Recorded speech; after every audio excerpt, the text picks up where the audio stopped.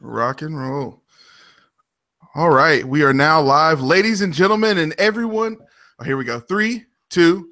Ladies and gentlemen, and everyone in between, with all due respect, this is your boy BK. It's on once again, Patron once again. It's not the main podcast, it's the side chick podcast that we call The Deep Dive, The Player Way, episode 29.5. And we're about to go in because we got some interesting responses based on Derek in particular's top 10. And it kind of caused a conversation in the middle of that episode. You heard a little bit of excerpt before we got started. And before I go any further, shout out to my co-captains, Derek and Nate. And now shouts out to our guest for today about a little about this guy. He started off as a hip hop artist. Back when he was in college, he did his own promotion and marketing deliverables, and they were so on point and on pulse with the trends at the time and slightly ahead of what was going on that it got the attention of his competition. And he ended up making his competition his clients. And so he started doing that and said, well, I'm doing such a good job at this, I can do the music and do the marketing. And pretty soon he started doing nothing but the marketing. Right. And after he finished college, he reinvented himself and his business model. He's a prolific photographer, videographer, graphic artist, and just, in my opinion, a master creative. I've worked with him on a mini-series called The State of Play, where he brought all of his opinions about the business and how to improve as an entrepreneur in our business and just as an overall professional. And he has a podcast in development called The Dreamer's Blueprint. So with all due respect and all the adulation necessary, everybody show your love for Mr. J. Daniel. How you guys doing today, man? Listen, you make that sound so much better than I do. Like anytime someone asks me, I'm just like, I do this photo thing, and then I also do graphics, and I used to rap. But that made me feel like somebody. Yeah. How you guys doing? I'm J. Somebody, brother. In the words of Steve Harvey. Does I bring you out or does I bring you out? Bro? You did, man. You did that. You did that. I'm come on like Bernie Mac around here and get no. Exactly. I don't want to do my Bernie Mac. Talk to our people, man. Talk to our people. Yeah. So look, I'm so excited and happy to be here on the Player Way podcast. One, because it gives me a chance to say the Player Way without looking like an idiot, because I say it everywhere I go. Like I'm in the movie theater line ordering popcorn. The Player Way. Like it makes no sense how often I say that. And so yeah, I'm loving being here. I love what you guys have been doing.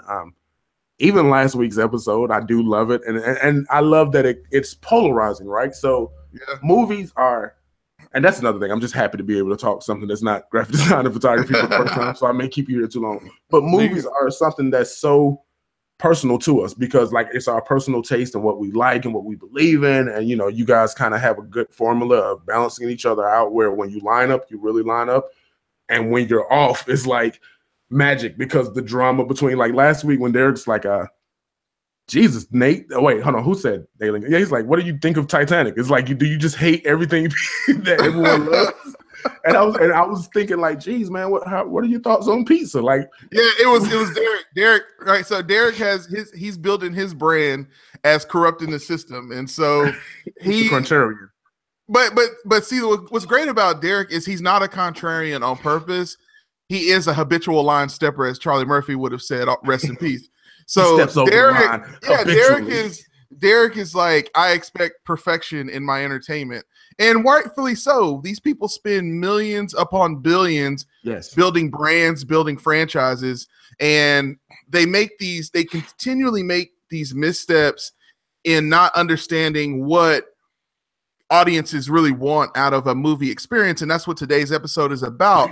It's about looking at some of the films. We talked about some of the films that made our top 10 worst were expected to be there. So like we had The Mummy, and we had Transformers The Last Night, and we had Baywatch, and we had Boo and Medea Halloween, and Valerian in the City. Can I interrupt you? 1,000 Planets. Go ahead, bro. Go ahead. Okay, here's the thing. I watched what's the word I'm looking for here? I watched Baywatch, right? And my wife and I came out of it, and it was like, everyone is going to hate this movie, but it had some merit. There were some funny parts. Like, okay, here's the truth. I think that The Rock, believe it or not, is a world-class actor. I do too.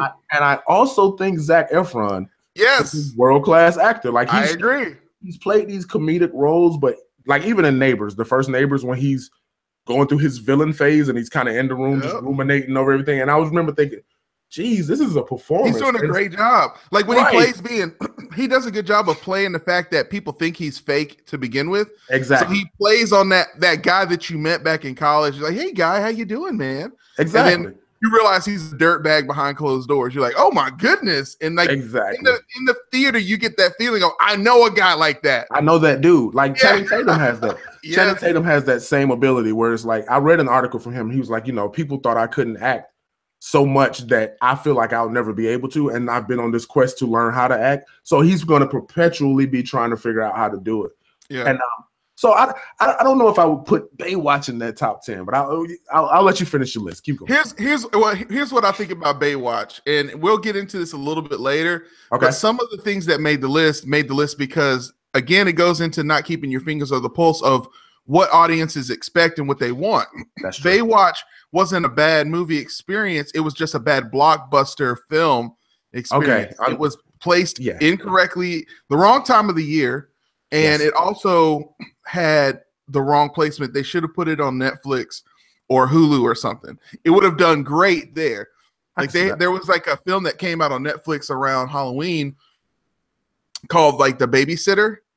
Okay. And and it was about like this babysitter who she's a part of like this cult, and she's got to kill a virgin in order for them to in order for them to get eternal life. And so they go to kill a virgin, and it turns out they also need the blood of an innocent. So she ends up having to hunt down the kid that she keeps all the time. And it turns out she's been like kind of breeding him to be the innocent they would kill at one time, and he kind of gets the better of him. And this is on Netflix.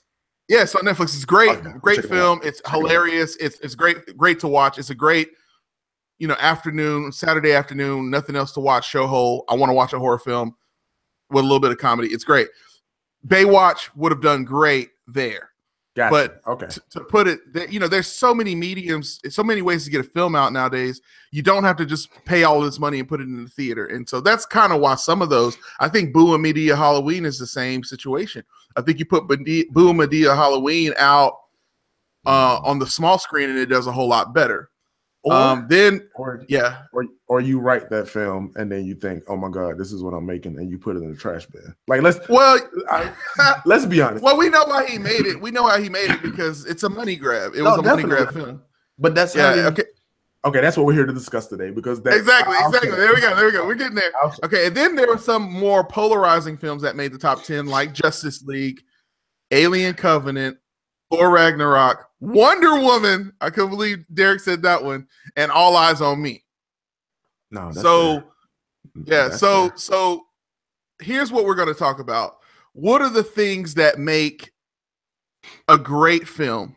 Let's start there, and then let's talk about the things that compromise those visions and make them not so great. So let's start with you. In your opinion, you're a creative. You're this guy who I can test. Honestly, like, I'm a great graphic artist. Nathan is a great graphic artist. Yes. You have the ability to kind of bridge the gap between the two different types of artists that Nathan and I are. Okay. I'm a very good, like, conceptual guy in terms of coming up with concepts as far as campaigns and things like that, and looking at identity and branding and things like that and marketing. And then Nate is just like, he's just a consummate professional artist. Like, you tell him what to do and he can create it. And you put the two of us together. When we used to travel, it's what clients loved, is you put the two of us together and we make both the left brain and the right brain, and we have these great deliverables. You in one body are both of those minds at the same time. Sometimes I can tell that those things are at conflict, and is what keeps you from just putting it out. You're kind of like, you remind me a lot of Dr. Dre. Okay. Like you got Detox in the can already, but you're like, no, this is never going to be good enough. So that being said, now you have an opportunity to talk about somebody else's art and what you walk away with in a movie experience. For you, what makes a great movie experience when you leave the theater and you're with your wife and you're like, man, that was great? Okay, so and she and I have this debate all the time, right? So for my wife, it's plot. She's very plot driven. Like what a movie is about is very important. It can be great up until the resolution. If the resolution was trash, she scraps it. For me, I am more so character. I need to care about the people that I'm seeing on screen. I can't connect to what you're going through if I don't care about who you are as a person, right? So, and since we're talking blockbusters, like what makes a good movie for me, like the biggest thing in the world right now is the MCU. And this idea of now we're on the cusp of Infinity War. And I think what feels important to everyone is, oh, it's another Avengers film. I don't think people realize, no, you've been following and falling in love with these characters for 10 years now. So the truth of the matter is Avengers Infinity War could be about Tony Stark losing his debit card and you'd be just as invested because at this point you love him, right? And so that's how I feel about film. Like if I can't connect to the characters on screen, I don't care how pretty it is. Well, hold on, let me think. Occasionally you can win me over with cinematography and you can kind of win me over with some good camera tricks. But if I don't care about the people on screen, I don't care about any of it, right? And so that's the main thing I need to go, okay, I enjoyed that because, my favorite thing to do as a kid, I'm pretty sure you can relate, is when we watch cartoons, we go like we were kids, we were children of the 80s. So you watch Ninja Turtles and then you go and buy Ninja Turtles and you continue the story at home. And I think now with the social media age where everyone's wanting to reach out and connect with people as much as possible, you're falling in love with these characters on screen and you're feeling like, yeah, I want to spend more time with them. I want to live with Tony Stark a little bit longer. I want to live with, a Quentin Tarantino character a little bit longer. So, I know what you're getting at. Right. And so that's, oh my God, the news I just heard about Quentin Tarantino. Yes. Like, Jesus, a Star Trek movie, Beak? Star Trek. By the way, I call BK Beak. And he's never stopped me. I'm cool with it. Like a Quentin Tarantino directed Star Trek sounds crazy, bro. Like it sounds crazy. I like that you said it sounds crazy. It doesn't necessarily sound good. I don't know how to my mind crazy. I can't rectify those. I can't relegate it either. I'm like this sounds like a sketch on Mad TV. Yes, it sounds like how like you want something to happen and then people tell you it's going to happen and you're like, wait, did I really want that? Wait. I don't know. Wait a minute. Let me think about this for a second because it could be terrible. It could be really, really bad, and it can hurt his career. It could because he's always pretty much created content that he created, he directed. I've never seen him pick up a franchise and try his hand at it. Yeah. And that this late in the game when he's releasing movies less frequently. And, arguably people have had, like all of them have been polarizing. People liked or didn't like Django Unchained, same with Inglourious Basterds. I personally love Death Proof. I watch Death Proof twice a month, right? But a lot of people hate that film. So to take something that's so beloved, which goes back to what I said, like Star Trek, you have characters people have fallen in love with. They've been watching and invested in these characters for decades now. Yeah. And to take it and try a new spin on it and it doesn't work out could create a bad blockbuster experience. And that is so, I'm nervous for it, man. I'm really and the other thing that I look at it is obviously Star Trek is a film franchise ready-made, right? Yes. Okay. So Quentin Tarantino is not a sequel guy. People die at the end of his films. Yes. Like that's how films end for him. They always end in tragedy. Yeah. So I don't know. That's what I'm worried about is I'm like, oh, who is he going to kill off? I mean, we've already seen Spock die in a film. So I don't know. But getting back to what you were saying, I mean, these are all the conversations. The problem with studios is we fell in love with characters. It used to be less about plot and all about character. Let's go back to the Ninja Turtles analogy. Go for it. Power Rangers, Ninja Turtles, Voltron, Transformers. None of these shows were about plot. Not at all. Yet this is every single one of those things I've mentioned have been either in development for a film franchise or have already been made into a live film franchise. And the problem with it is there's no plot to go on because there's little to no plot. It was all about developing the characters, giving them their own personalities and their attitudes and making them relatable to people. And so we're in an age where studios are cool with creating very disposable characters. That goes to the whole, when we talk about comic books, we're talking about villains, and we got a lot of disposable villains. Yes. And so if we're talking about character, I'm very much so in the same neighborhood. So let's make a list. So number one, character. What we're saying right now, if you're listening and you're keeping a list, the number one thing is character development. Character development in our age, we're post 9/11. We're a post 9/11 society. So we understand what danger is. We understand that we are touchable, and we understand how people react in crisis situation because it's happening more frequently now. Right, exactly. And so when you have a lot of films in today's day and age that deal with conflict and crisis, when people react in ways that don't make sense and is not relatable, we detach ourselves from the films. So you look at a film like, let's take Transformers: The Last Knight, and there's monsters all over the planet, and they're destroying everything, and there's a little girl, and you allow her to be on the team to help fight the monsters. Right.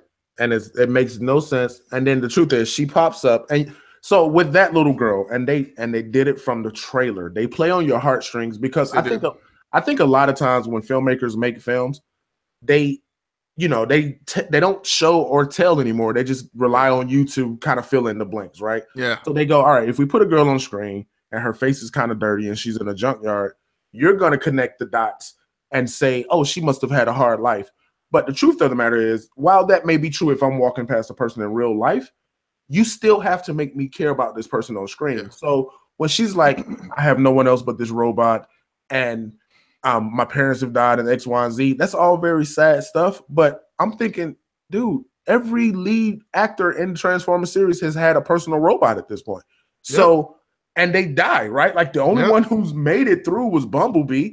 But with the exception of that, anyone who's ever gotten close, we've seen them kind of die off. And so you're playing on this thing of, oh, they're going to have sympathy for this little girl. But no, I need to know who this little chick is.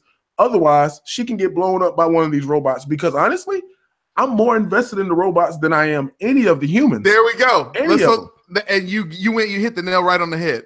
Because here's the thing. Okay, so it's a post-apocalyptic film is what The Last Knight is about. It's the end of the line for all of us, okay? Right. Let's be real. If the whole planet is infested with giant robots that don't have real biological systems, not really, right, and have no reason to be subservient to human beings, which they don't, then here's the reality. We're dead.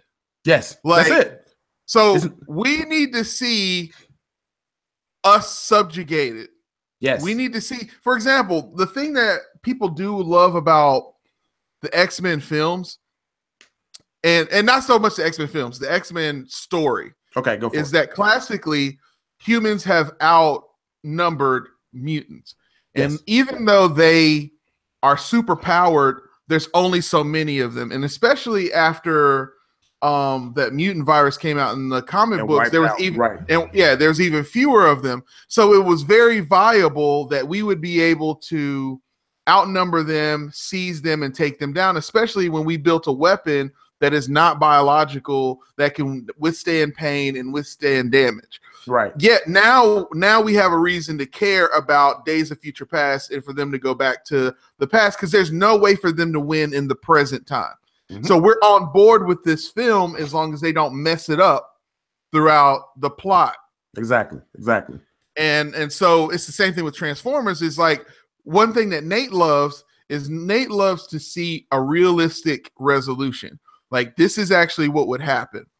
What is not great is when Mark Wahlberg is yelling at Grimlock, telling him to throw up a police car.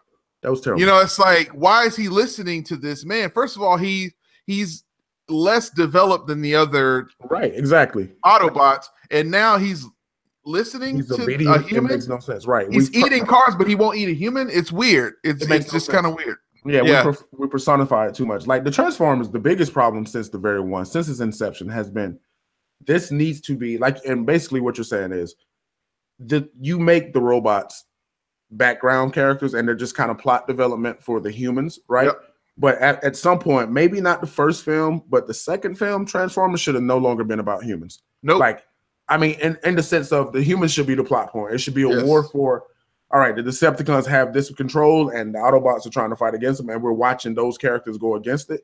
And I understand why, right? Because that would then be a $1 trillion film to be able to kind of render that and kind of create these robots throughout.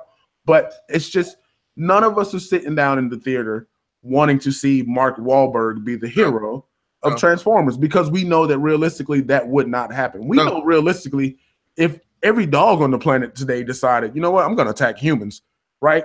We'd have a problem. Like, that's over, because there's no reasoning with them. There's no rationale. So when you're in the theater, and amongst other things, I'm watching Transformers the last night this year, and the nerd in me is like, why does the aspect ratio keep changing? Like, it's from moment to moment. So I'm distracted by that, and then I'm like, wait, why do I care about Mark Wahlberg? Why do I care about, I mean, Cade, I'll try to use his name. You know, tell me what's going on with Optimus. I need to know why Bumblebee can talk now, but he's no longer talking. Like, because in the last film, he talked. So if you're going to take me in that direction, follow through with it. If not, just don't. And so that's why I'm like, if you can't give me characters that I care about, I don't care how pretty the robots look. I own video games if I want to see pretty robots. Like, they're cool games I can play at home to have that same experience. Yeah. And it's just that thing, man. And God, that's sweeten the deal for you. If you can't give me characters that I can relate to. True. If they need to react in the way that I would react, I need to see some character. It doesn't have to be every character, but there has to be at least one or two characters. When I watch the Avengers, for example, I need to see one character that I'm like, I get what this guy is going through. Right. Okay, I'm with you. You're my dude. And that's the point of ensemble films, is to find a character that you can relate to. And even if the rest of them suck, you're like, but I like that guy. Right. So I'm cool with this film. And with that, when the rest of them suck or don't suck, your connection to that character influences and makes theirs better, because it does. You're now enjoying seeing how your character that you relate to responds to the idiots around you. Right? Because that's how you feel when you're at work. Exactly. Or when you're in a group project, or when you're on a team of people, and or if you're just in line at the movie theater and you're like, this idiot over here. They have the and same everybody's looking at each other like, right? Okay, so it's not just me. Like, they have the same snacks that they've had since the 1920s. It's popcorn and drink. Pick one and let's go, man. Like, come on, this is the last thing in our entertainment system that starts on time. Movie theaters are still by appointment, right? So if I'm there at 9 o'clock and my film starts at 9:10, I don't need you to decide whether you want a large or a medium popcorn, because it's popcorn. Get it? Let's go. Especially since they're all larges now anyway. Right. So all right. So that's number one. What's now kind of developed. So number one is character development. Second is plot development, because we've kind of gotten into that. So again, in our society, there's all types of crisis. So let's take Alien Covenant, for example. All right. So Alien Covenant, the problem with this film when we talked about it in the summer is that it's a great premise of a film. We were all excited. In the words of Tyra Banks, we were all rooting for you. You know, and so we were all ready for this film to give us exactly what we wanted. We were ready. We were subjugated, ready for this.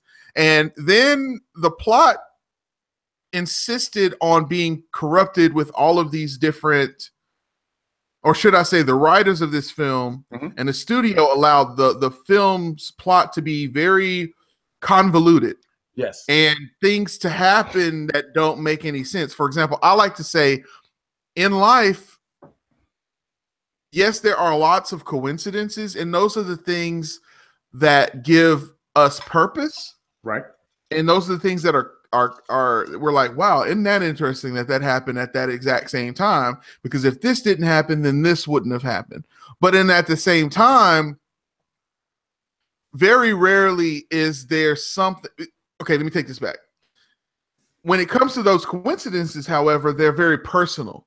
Yes. These things don't apply to everyone. Like, for example, not everyone who suffered tragedy to talk about. Let's go to Oklahoma City bombing. Okay. Every single person who went through this tragedy doesn't have the same exact story about how they came in. One lady talks about leaving her kid at daycare that morning and then hearing what's going on and coming back.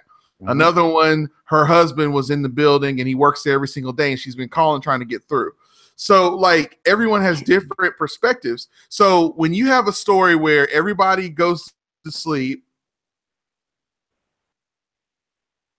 the main captain burns up before the movie even starts, but we saw him in the marketing and he was an A-list actor.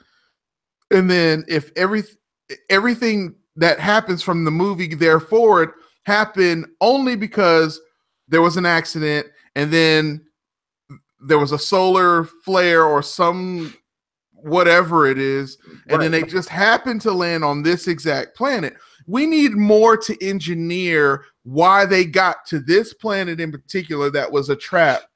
In the words of General Akbar from Star Wars. You know, it's go on that for a little bit. Tell me what your thoughts are on that.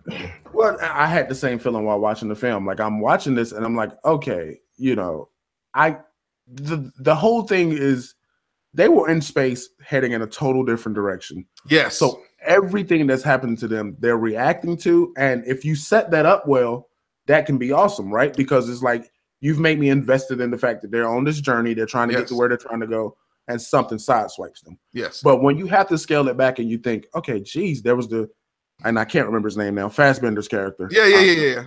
He's on this. He just happens to be on this planet. He just happens to be creating the new version of the Xenomorph. He just happens to be crazy and he's working on a plan for something that may never happen, that happened perfectly for him. Like so here's another thing. If you tell that story from his perspective from the very beginning, go do it. Then it all makes sense because you can set the trap of he created this plan for it to get there.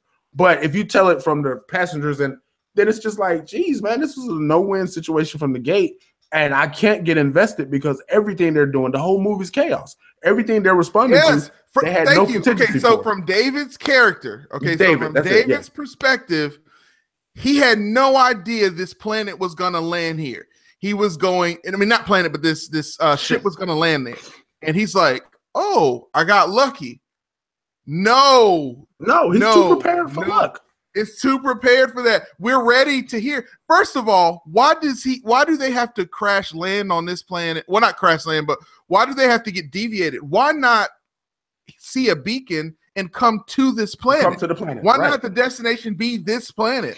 Or just why not that's not what you said. The coordinates somehow get messed up why not the solar flare or whatever the thing was be started by him? Right. He's the reason why it happened. You know, there's just too many things that had to happen in order for this to fall into place. And that's not the story we deserve. It's not. And I think they fall into the trap of, okay, like everything you just said could fall up under predictable. Like, all right, they were set out for this planet and he's there or he's over. But you can't substitute predictable for on something that's not plausible, right? So it's like if there's low-hanging fruit, but there's a better story attached to it, just get the low-hanging fruit and then tell the better story. Because as moviegoers, we're going to see a blockbuster. This isn't an art house film. We're not necessarily going in there to ruminate and ponder over life, right? Like we're going to watch a very simple story that we can connect to, and it has some complexities to it. So if the whole story was we're set out to go to this planet and tragedy happens when we get there. Take, for instance, to go back maybe a year, 2 years now, Interstellar. They're going to all these different planets and they get to one planet with Matt Damon, and Matt Damon's a nut job and he kills someone, and that's great. They planned to go there, and it still happened and we still accepted it. It's like, okay, cool, simple enough. He got there, something went wrong, he nutted out, and that's that. They tried to go, all right, we're going to make the whole thing spin on his head, and it all happened to him. And it's like, yeah, but we can't follow it. It's not emotionally gripping like a car crash, right? Yeah. Car crash is emotionally gripping because of what happens to the people in it. Yeah. But because we know that that's just the luck of the draw, that story is not compelling. The idea of... Well, and I'll take it a step further. Car crashes are compelling because we know that they don't happen by accident. We call them an accident because classically we've all lied and said, if you've ever been in charge of, if you've ever been at fault for an accident, I put folding money down that you you have lied about Right. why you crashed into the back of that car. Right, Everything was good, but then my brakes gave out, or I was all good. Well, were you looking at your phone? No, never. I never text and drive. Right. Like there's always some reason. And what, like, let's take the movie Crash, for example, a beautiful film where we see how the crashes ended up.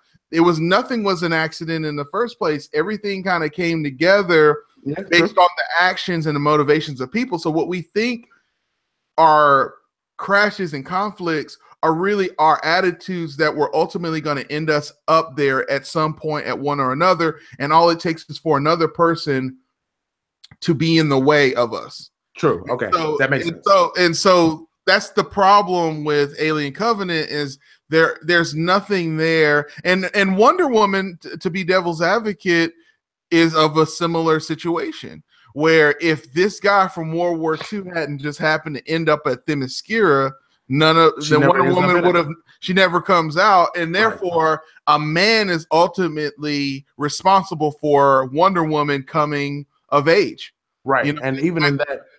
And it's not even heroic because he's not responsible in a way of this was my plan. No one can take ownership over any of the things that happen in that movie. Yeah. With the exception of maybe Ares, because on his side of the story, he's constructing and he's kind of moving around all these warriors and this causing this war. Everyone else, Steve Trevor just happened to be running. And he just happened to go through a portal. Or not a portal, but a barrier, and he ends up on this planet. This world of Amazons. Yeah, and they just happen to join and engage. And so you're right. It's like, geez, man, how much of this is like if he just simply hit a strong wave, or I'm sorry, he's in a plane. If he hit an air current and blew just a little bit that way, we don't have the story of Wonder Woman. There you go. That's crazy, man. There you go. I never thought of it that way. You just ruined Wonder Woman for me. And I think that's what Derek was trying to get at. I think that's what Derek was getting at. And I had the similar thing too with when it comes to plot development, is that if Steve Trevor doesn't have sex with Wonder Woman, she never believes in love for the rest of her life, and then she doesn't have a reason to join the Justice League. So a man is the reason that Wonder Woman is Wonder Woman. And I think that's messed up. I think that's totally against what she's supposed to be about.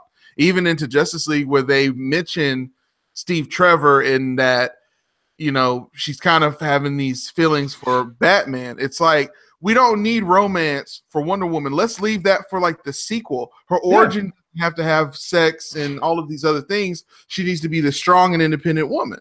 Yes. And let her do her thing. I mean, even if you think about the first Iron Man, there's no love interest in the original Iron Man. I mean, there's this thing about him and Pepper Potts, but it's such a backdrop. You don't really get into him and Pepper Potts until the second film.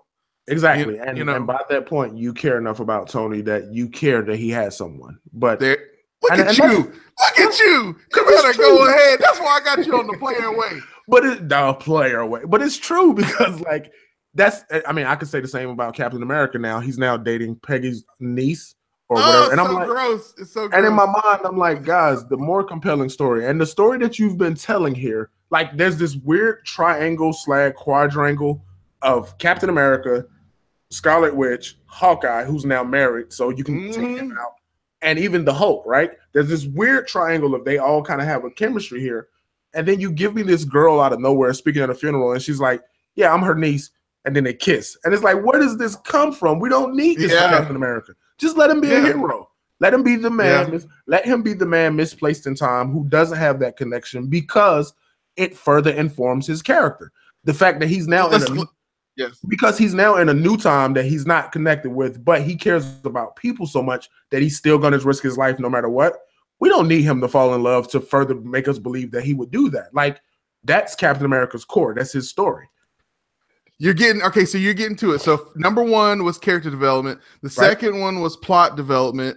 And the third is unnecessary elements being added into the film. So we kind of are starting to go into this other part of the story. So the first part we were talking about what makes a great film is plot development and character development. Right. Now the third on our list is now going toward the other end of the spectrum of what makes a movie terrible. And what makes the movie terrible is the injection of the things that directors feel make a great film. When a director projects themselves and what they've learned. When you can tell somebody went to film school, Yes. and so they're like, oh, well, in order for a film to work, there has to be a femme fatale or a love interest. Yes. And so it's like, okay, let's put a love interest into the story because that's what people want to see. But this is not that type of story. This is not Benjamin Button. Right. If we wanted to watch that, we went for that film. Your demographic, they love to see hot women, but we don't necessarily, like, for example, I loved in Iron Man 2 where you have Natasha around a lot. Yes. And you have him. She's obviously gorgeous. She's like this assistant, and Tony wants her, but there's always obviously something about her. And he comes out, and you find out she's untouchable. Right. Exactly. Like, I love that. It's like, okay, yes, we can all relate to that. There's this woman at work that you love being around, and you love seeing her, but like you can't. You work with her, so you gotta keep it professional. This is BK's point. This is totally Beak's point. I don't agree, and no, I'm joking. I only have eyes for my wife. I only have eyes for my wife. I don't know. I don't even work with anyone. No, but I'm trying to help you out, man. I'm saying this lady is untouchable. Definitely, because you only have eyes for your woman. They all are, BK. Exactly. Yeah. So, yeah. And you know what? Okay, so and to speak to that, because when you say demographic, right? Like it's so easy to say, because my wife and I, we have this discussion. She thinks that I hate love stories in movies, and I'm like, no, I just need them to be compelling. Like to rewind a little bit, my favorite two films of last year, Moonlight and La La Land, and it's ironic that they became what they were because those are two very compelling love stories to me. Like I'm heartbroken at the end of La La Land, and I'm extremely happy at the end of Moonlight. And it's not because of, oh, a boy meet a girl, but it's the fact that you've told this story and you've set up these odds and you've placed all these things against these people. And in one case, they broke through it, and in one case, they succumbed to it. So if you can give me a love story that's compelling, I'm on board all day. But when you simply go, he's a guy, he has to have a girl, put them together, or he's a guy, he has to have a guy, whatever the case may be. Like I said, with all due respect, I don't want to leave any configuration out. But if it's just there just as service to the idea, because sometimes it does feel like this is a macho film, but there's going to be women in the audience. So we got to make sure there's a love story. And I think in both of those cases, you're insulting your viewer. You're insulting women to think they can't like a movie unless there's a love story. You're insulting guys to think you can't like a movie unless there's explosions. There you go. And that kind of thinking outdated. It's this outdated. Yes. Again, it goes back into we're in a society where conflict breeds intelligence.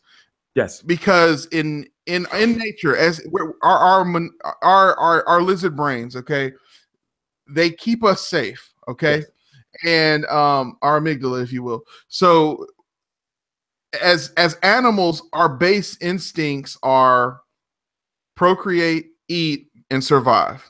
Okay, conflict is what causes us to shift our priorities and add new needs to that so that we can still meet our base instincts, eat, procreate, and survive. So back in the day, which was a Wednesday, always, we had the Ice Age, and that was a conflict, and that caused us to have to invent things so that we could do what we have to do. Then as we went along, then we had world wars, and we had the Holocaust, and we found other things that kind of colored in. And then we had the civil rights movements, and then we had Vietnam. And then we get over into September 11th. And now we got every other day a church bombing or a club bombing or a shooting happening. And so what it's causing us is it causes us to have conversation about how we can survive as a culture and still meet our basal instincts without getting in the way of other people's basal instincts and needs as well. And so I love stories that really get down to the nitty-gritty of what real life is like, because when we see what real life is like, it teaches us things. For example, one of my favorite films of this year is Fences. Yes. And Fences was it this year? Let me look it up. I thought it came out this year. No, I think Fences was last year. It was last year. It was last Oscar season. Yeah, because it was nominated. Oh, it was. Yeah, but still, it was last Oscar season. But still, okay. But let's go with Fences. Okay, Fences is a movie about what marriage is really like in that period of time for Black people. Yes. You know, we don't have as many options to date and move around and figuring out ways as we evolve as people.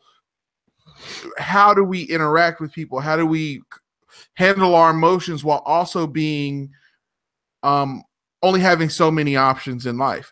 I mean, that's what Denzel Washington's character story is about, is this man who obviously should have been in the national baseball, league. He should have been playing baseball on a national level, but because of the things holding him back, he couldn't. And now his son has the talent, but he's very distrusting of the world around him, and he wants his son. In one way, his son and his wife think that he's holding him back because he's jealous of him, but that's not what it is. Right. He's holding him back because he's got this pain in his gut. He keeps that baseball hanging out there because he knows that's the one thing he's really good at, and he could have done it big at, because he looks at the stats and he knows he did better than everyone else doing that. And we as creators understand that when we look at movie posters that we're like, really? That's what you went with? Right. I've done more than this 3 years ago, and I tired of that style a long time ago. Right. Or content that we're creating. We're like, man, I'm listening to this other podcast, and I'm like, man, really? These are the people that got the views? Like, I can do way better than that. We do better than that on our worst day. Right. And so you look at this, what he's trying to do is he's trying to keep his son from feeling the same pain of knowing that he's good enough but never being able to be allowed. And so he's trying to make him say, look, stay in your place. This society wants you to be a guy at the grocery store. The society wants you to be in the military. The society wants you to be in these other places. So just do those things and you will be better off in life. But meanwhile, times are changing, and that's what his wife is signifying, that times are changing, and we have to be accepting that times are changing, and our kids want to do other things. We got to give them opportunities because there are opportunities for them. And so there's a conflict of what is the right way in which to go in a family caught in this turmoil, and that they all love each other, but the times themselves are ripping them apart. And my point in saying that is compelling. 100%, because that's one reading of it, and then people do have the more basic reading of he's trying to hold it. But any road that you decide to go down with Fences, which was just a power, like that film to me, like you said, it speaks about Black love and Black marriage in such a way that we can all kind of go, that's my granddad, that's my uncle, or that's guys that I know now. These ideas of I'm the man and this is what that means, and you're the like. There's so much there, and it informs that experience. So even the idea of there is his wife and his kid are telling him things are different now. And they're saying this to a guy he's out of his prime, he's older. He'll never reap the benefits of what life took from him. Like life had to take that opportunity for him to make it better for his son, because someone had to go, we have to change this. So he never gets to reap the benefit of that. And so we're in the theater just, oh my God, just like chewing popcorn and just tapping the screen. My wife, I didn't even watch it in theaters. I watched it at home, and I think that's the reason why I was thinking it came out this year. And my wife was getting ready for work, and she was like, normally she watches the news so she can get the weather before she goes to work. I turned it off. She goes, no, turn that back on. Right. She got home from work and was like, how was the movie? Like, she never does that. And so but then you look at the films, and so you say, okay, how can Derek put Thor Ragnarok on this list? Well, Thor Ragnarok doesn't elicit the same conversation. No, it doesn't. No, it doesn't. The emotional points in Thor Ragnarok didn't really connect. And so I think Derek felt like they didn't connect in favor of comedy, but I feel like the plot of Thor Ragnarok itself was just kind of paper thin anyway. Like it was. At the end of the day, it's essentially villain shows up to varying degree. We all know Marvel has a problem with villains, so it really just comes down to who's performing them.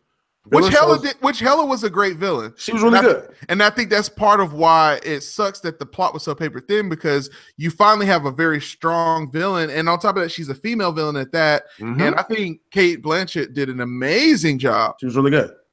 But she was underused. She was underused. And it was the same story as before. It's like Yeah. the villain shows up and they're hell bent on world domination. Someone Yep. has to stop it.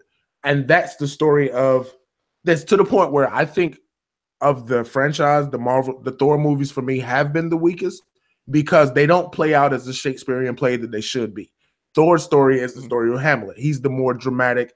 Like, there's so much depth to this idea of he just idolizes his dad, but he's also subjected to him. And then his brother's jealous of him, but he also really kind of looks up. Like, there's so much there, which is why when you see the best parts of Thor Ragnarok, people would say is the Hulk, but really it always has been watching Thor and Loki just have conversation. Yep. Just seeing that relationship play out on screen, knowing that, wow, they really do each other, but also a genuine disdain for each other. Mm-hmm. And how are they going to rectify this? Like when Thor says, you know, when he stands behind, spoiler alert, if you haven't seen Thor Ragnarok, we're just going to go ahead and destroy it.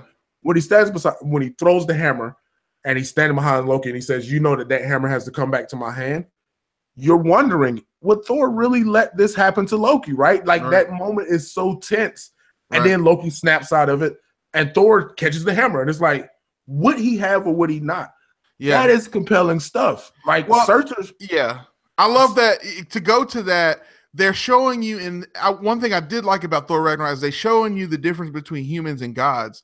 Gods have their convictions. They don't have emotions. They have convictions. And their convictions dictate what they do from day to day. And it takes a stronger conviction or adversary to cause them to shift what they're doing, but they eventually always come back to what it is. So with that, it's like Thor knew what Loki was going to do before he did it, and Loki did too. Right. And it's like they're slaves to their own convictions, whereas humans are slaves to their emotions. Nice. I didn't think of it that way, because for me, I'm watching it and what I'm seeing is how much the gods in this universe are like humans, to the sense of they are supposed to be perfect. They are supposed to be infallible. They're supposed to, like Odin's supposed to rule with an iron fist. But even with this movie, with Thor Ragnarok, and the more we talk about this, the better the film is going to become. We learned that at some point in his past, Odin was a tyrant. Odin wasn't this all-loving all-father that we know. Him and his daughter Hela was like out there kicking ass. Yes, they was. So, like, even with that, it impels that this God who, for the films that we've seen him in, he's been one thing. He's shifted in the past. He was more, so something came along and made him go, you know what? I need to do this in a more benevolent way. I need to be the benevolent king who rules with love and order and not with this. So, and they allude to it that it was his wife that changed everything for him. Right. And see, and that's the compelling love story. That works because if that's the result of that, then that informs her character more. That makes her death even more impactful in the last film. So I love that you speak so loquaciously. And I love that you use the epic convention of informing opinions, informing character, informing plot, because those are the things we need, those signals to fire. So I love you keep transitioning to each point. So we just talked about, so to recap again, number one is about character development. Yes. Second one is plot development. The third one is unnecessary elements being put in that kind of convolute the story. And then four, we have the things that need to be in order to inform your understanding about what's happening next so that you can have buy-in into the resolution. And so let's go to Batman versus Superman. Even though that wasn't on the list, Justice League was. And so Justice League has the same issues, but it started with Batman versus Superman, and a lot more people know about it up until now, just knowing that based on how many people bought tickets, because less people bought tickets to this than that. Batman versus Superman, the problem with that is that people felt like the story jumped around too much and was rushed. Yes. And what that all people are trying to say is that they're inarticulate enough to just say, I don't have enough information to know if I agree with what's happening. That's it. You get what I'm saying? Like, I don't know. Yeah. They're relying on you to bring everything to the theater. They're relying on you to come to the theater with your knowledge of Batman, your knowledge of Superman. This is a movie that my wife and I argue about. These are two characters that we argue about constantly because I'm always on the side of you have to respect the writing. If the writing says that Batman can somehow find a way to beat Superman, then that's true for that universe, right?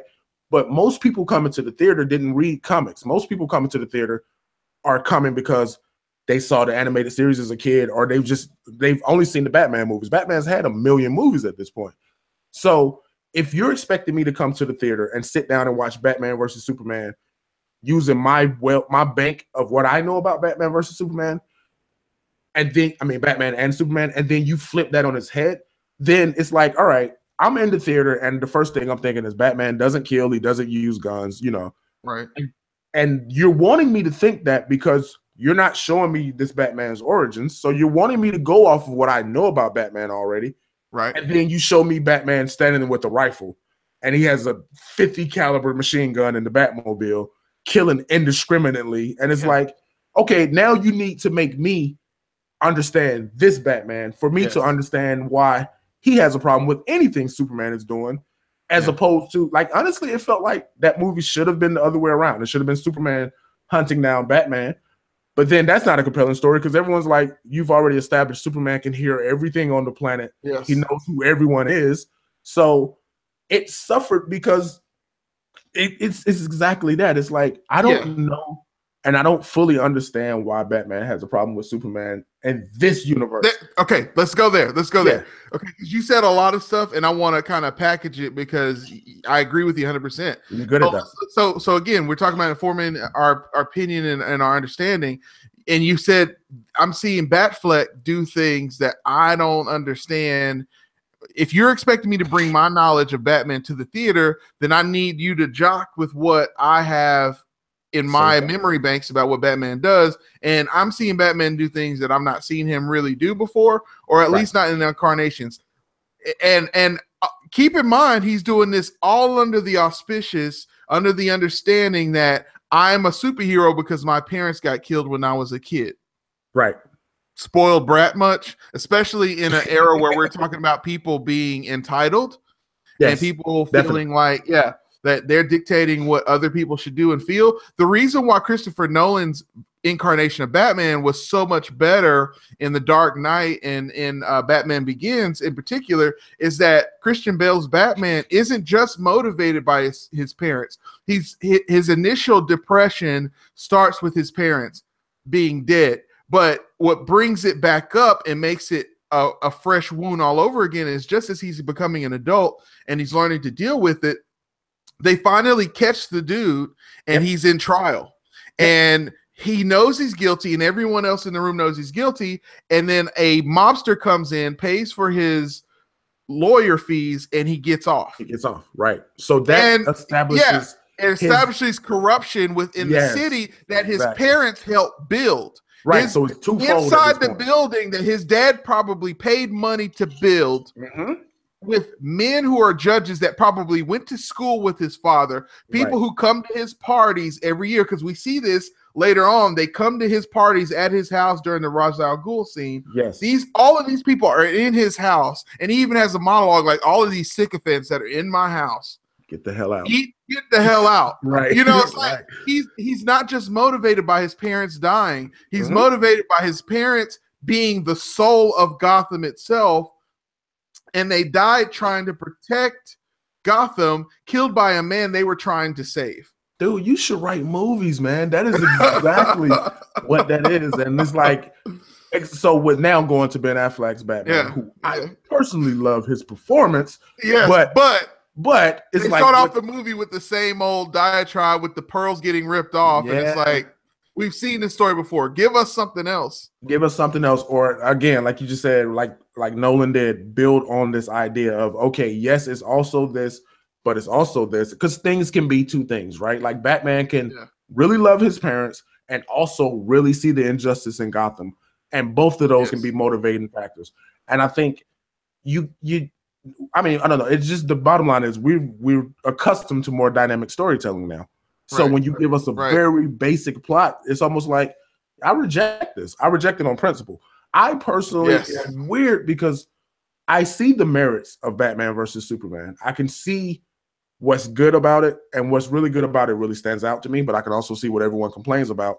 And those things are often the same thing, right? Like I like that this Batman is different. I like that, he's doing things because I don't want to see the same Batman over and over, but I understand that people don't like it because I don't understand why he's this Batman. I don't get, and then to now, you're right, I do jump around a lot. To now add in this Batman that we've seen in Justice League, he's not even the same guy.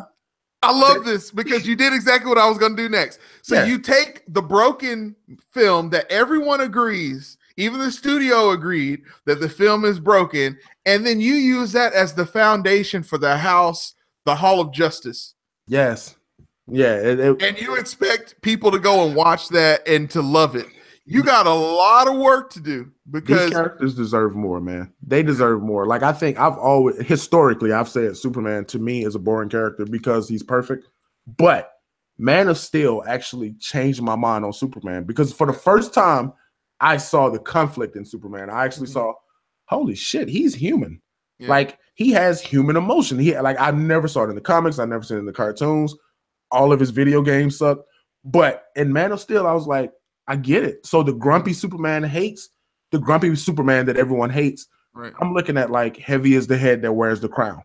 Like it's almost the Peter Parker great responsibility thing, but it weighs on Superman heavily. I agree 100% that they had the beginnings of something great in that they kind of went toward, if you saw Superman, you would think he was a god. Yes. Let's go with that. Yeah. Yeah, and it's like, and so to now fast forward it all the way through the film. So to go through Suicide Squad, to go through Batman versus Superman, to go through Wonder Woman, and get the Batman and Superman that we got in Justice League. Guys, this is what, 6 months later? Mm-hmm. Like, it's not enough time for Batman. So we're talking about Batman. Batman is the ultimate idea of human conviction. For the past 20 years, he's been in Gotham City fighting criminals because of these one or two principles.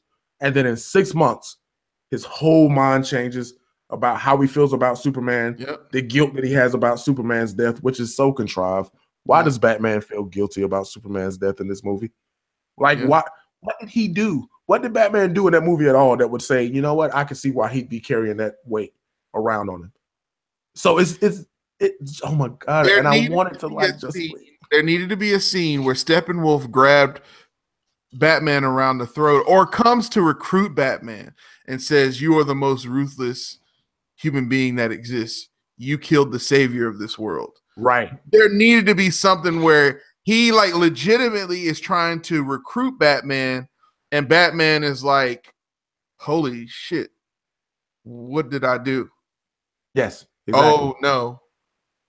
Dear God, what did I do? Like, there needed to be a scene where we're like, oh, that's why he feels sorry for doing this. Yeah, like just having a hard time with resolution because what they're doing is they're wanting to tell complete stories in each movie, but also continue this universe, which everyone is doing now. But the truth of the matter is, even though it sucked, you resolved Batman and Superman's conflict in the second act of Batman versus Superman. Mm-hmm. By the end of the movies, we have the same mother, and I'm a friend of your son's, and I wear a cape because he wears a cape. So to then go into the next movie and have this conflict where Batman is like, I'm responsible for Superman's death. It's like, you guys cleared your stuff up in the last film. You can't reopen that wound now. And I think they're just stumbling out of the block, man. And it just feels like there's a more compelling story here to tell. It's there. Which brings us, you're doing this so well, man. So glad to have you on the podcast today. I'm brings us to our fifth and final point. So we started off with what makes a great film or breaks a great film is plot, is character development, viable plot and development of that. Mm-hmm. 3 is unnecessary things being added to the plot that don't serve it whatsoever. And then 4, the right triggers that inform our understanding of about what's supposed to be happening so that there's buy-in toward the end goal. And 5th, what makes a terrible film or makes a great film is the ability to recognize when all 4 of those other things are happening and then either stop the bleeding and fix it or go forward with the film with all four of those things happening, and it creates this fifth anomaly of it being a mess that and different interpretations of the film. And Batman versus Superman in particular, as well as All Eyes on Me, okay, there's different interpretations about what the film is about, and Yes. no one can agree. That's different from Star Wars, from Wizard of Oz, from Gone with the Wind. These are films, Roots. These are films, you name a great classic film, and everyone will tell you, universal if you ask things. them, what's Universal things. Everyone can lack tell of you. universal themes. That's it. Everyone can tell you this is about civil rights. This one is about a girl trying to get back home, being lost in the wilderness and not appreciating her family and learning to do it. Everyone can rattle these things off because they're honestly at this point they're part of our collective consciousness. We are, even if you haven't seen Wizard of Oz, somehow you've seen the Wizard of Oz. Yeah. And people walk away from Batman versus Superman and go, "Oh, it was about Batman versus Superman." No, it was about Lex Luthor creating Doomsday. Yes. No, it's about, and it's like it's all, and it is, but there's no overall theme there. And you used a word and idea earlier about what our podcast does is sometimes our ideas can be polarizing. Yes. The thing about polarizing is people love that because it's a provocative word. It gets the people going. People think, oh, if it's polarizing, it's a good thing. Polarizing is only good when there's resolution. Yes. It's dissonance. Dissonance in music is when you play different sounds that are a bit of a cacophony against one another, and you sustain them long enough for a person to say, I need it to resolve. And then it resolves, and it's like, okay, that feels good. Or what makes it enticing is when it doesn't resolve. But the problem with a blockbuster film is it has to come to a universal theme. It has to come to a universal understanding so that the masses can purchase tickets and purchase them again and again. Yep. And if it's too polarizing, only half or a third of the people will happen, which is why the blockbuster films that we're talking about end up not doing so well. And that brings the whole subject of what we're talking about full circle. So if you've listened to this episode of the podcast and you don't understand what makes a great film or a terrible film in 2017, grab some baby powder, put it on your hand, and smack the shit out of yourself. Exactly, because I just brought on a masterful marketing expert and visual artist who just told you how to do media and movies the player way. The player way. Exactly. So shouts out, as always, to my co-captains, Nate and Derek, even though they're not here. And a special thanks to Jay Daniel for coming on my show today. You made it scrumptious, sir. I appreciate that, brother. I appreciate it being here, man. This is, like I said, it's fun to talk about film because I am a cinephile. I just learned that word the other day. That's one of the good. It's one of the good kind of fouls you can be. There are a few fouls out there. We don't want to. So to sit, man, I am hungry. Yeah, exactly. So to sit and be able to kind of discuss these films and this year in film, and let me ask you this before we get off, because I personally, I know you guys were in the end of the year stage. Let me overall, what was your thoughts on 2017's film, and what is your outlook for 2018? Just your overall quick little. So I think 2017 was the year of development hell coming to roost. Yes. I think All Eyes on Me, Wonder Woman, Alien Covenant, Power Rangers, Valerian, The Mummy. A lot of these films were films that were announced years ago. They were announced before Civil War came out. Yep. And before D23 happened, and you got to see all of the films that Disney was coming out with. And before Daisy Ridley joined the whole Star Wars family. So like a lot of these films were films that have been talked about for over a decade about being created. And studios are like finally green light it because superhero movies are the thing to do right now. Yep. Go, make, sell. And I think studios are going to be a whole lot more cautious in 2018, and they have been, about developing and releasing stuff. I think as we move closer and closer toward Disney buying another conglomerate and becoming even more powerful, I think people are going to be a lot more careful in how they do things. And how, and my point in that is, you can see where Fox intentionally took a risk on both Logan and Deadpool so that they could do their own thing in hopes of getting bought, possibly, or doing their own thing. And and I think you're going to see more and more studios say, you know, the way to make it is to learn from Marvel, because the source material is all there. The reason why Marvel's doing so well in their studios is because they stick to the source material and they don't deviate from it. And the more and more you deviate from what Stan Lee and Avi Arad and all these other people did, the less and less insurance that it's going to work you have.